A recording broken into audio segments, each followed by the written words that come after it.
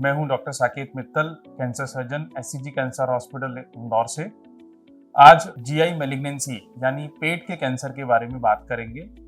पेट में cancer oesophagus, stomach, small intestine, large intestine, rectum, liver, gall bladder, pancreas, ये आदि organs आते हैं।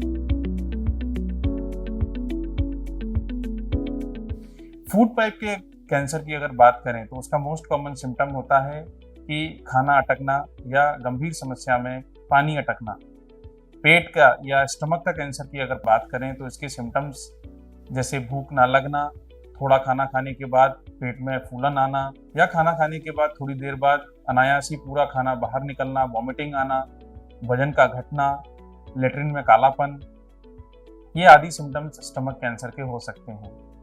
कोलोन कैंसर की या रेक्टम कैंसर की बात करें तो इसके अंदर भी पेट में दर्द होना, मोशन के रास्ते से ब्लड आना, मोशन काले आना, वजन का घटना, और कभी गंभीर समस्या में जब पूरी तरीके से कोलोन का रास्ता चौक हो जाता है तो पेट में फूलन और लेटरिन और गैस पास होना बंद हो जाती है। ये सारे लक्षण जरूरी नहीं है कि पेट के कैंसर के हों, लेकिन अगर कोई भी ऐसे लक्षण जो बहुत समय से आपको हैं, जिसका इलाज करते हुए भी आपको कोई राहत नहीं मिलती है, तो पेट के कैंसर की तरफ ये पॉइंट आउट कर सकता है। तो मेरी आपसे रिक्वेस्ट यही रहती है कि किसी भी सिम्टम को इग्नोर ना करते हुए उसको जांच जरूर करवाएं।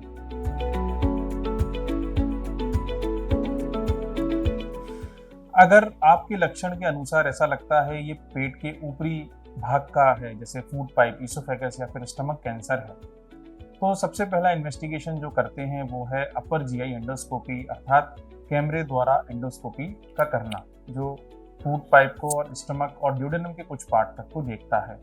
अगर वहाँ पे कुछ अल्सर, कोई ग्रोथ, कोई ट्यूमर, कोई गांठ आदि इत्यादि कुछ दिखता है तो वहाँ से आपके डॉक्टर एक छोटा सा नमूना लेते हैं जिसको अपन बायोप्सी कहते हैं, और बायोप्सी की जांच आगे भेजी जाती है, जिससे अपन को मालूम चलता है कि आपको कोई कैंसर है या नहीं है।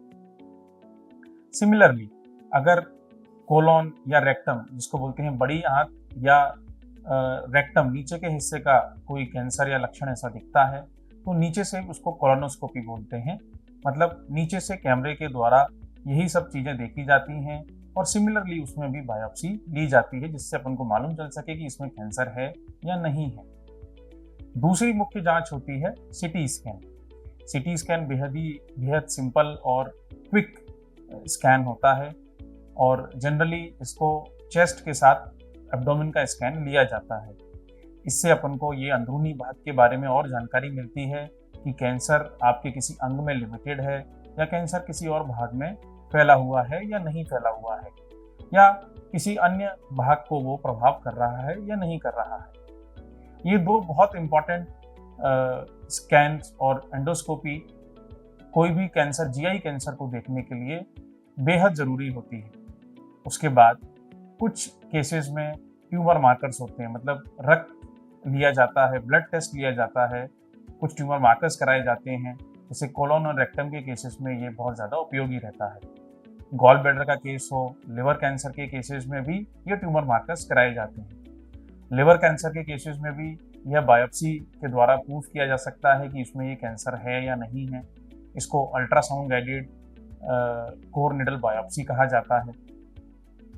इस प्रकार से ये कुछ डायग्नोस्टिक मोडालिटीज होती हैं जो जीआई कैंसर को प्रूफ करने में या आगे के ट्रीटमेंट क्या होना चाहिए इसके लिए यूज आती है।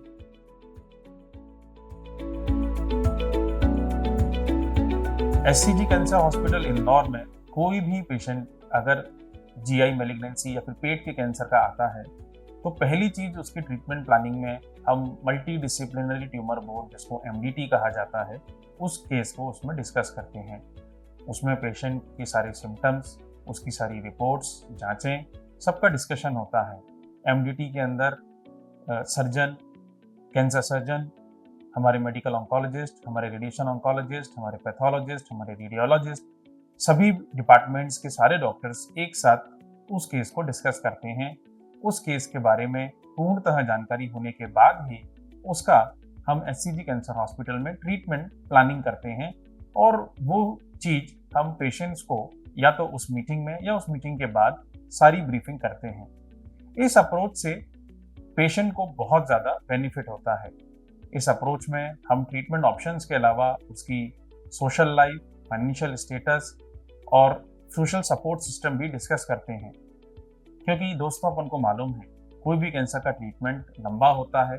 सोशल सपोर्ट, फाइनेंशियल सपोर्ट सबकी आवश्यकता होती है एक सफल कैंसर ट्रीटमेंट करने के लिए। एक बार ट्रीटमेंट ऑप्शंस हो जाता है तो जीआई कैंसर्स में आप रेडिएशन, सिकाई जिसको बोलते हैं, कीमोथेरेपी या इम्यूनोथेरेपी या सर्जरी, इन तीनों में से किसी भी एक मोडालिटी से आगे बढ़ते हैं। जरूरी नहीं है कि हर कैंसर में तीनों चीज़ों का इस्तेमाल हो, और ये भी जरूरी नहीं है कि कोई भी तीन चीज एक साथ एक चीज में इस्तेमाल हो। किसी भी कैंसर में ये तीनों चीजें एक साथ इस्तेमाल हो भी सकती हैं। किसी में सिर्फ सर्जरी और कीमो से काम चल जाता है, किसी में सिर्फ सिकाई और कीमो से काम चलता है, और किसी में सिर्फ सर्जरी से काम चल सकता है। ये डिसाइड करता है कि किसी भी कैंसर की क्या स्टेज है, पेशेंट का जनरल वेलबींग स्टेटस कैसा है, और पेशेंट्स की एज क्या है। इन सब चीज़ों पे अपना कैंसर का ट्रीटमेंट डिसाइड होता है। एससीजी कैंसर हॉस्पिटल में मैं आपको ये अश्योर कर सकता हूँ कि पेशेंट टेलर्ड ट्रीटमेंट हम यहाँ पे डिज़ाइन करते हैं, जो पेशेंट के स्पेसिफिक, पेशेंट के अनुरूप होता है। धन्यवाद।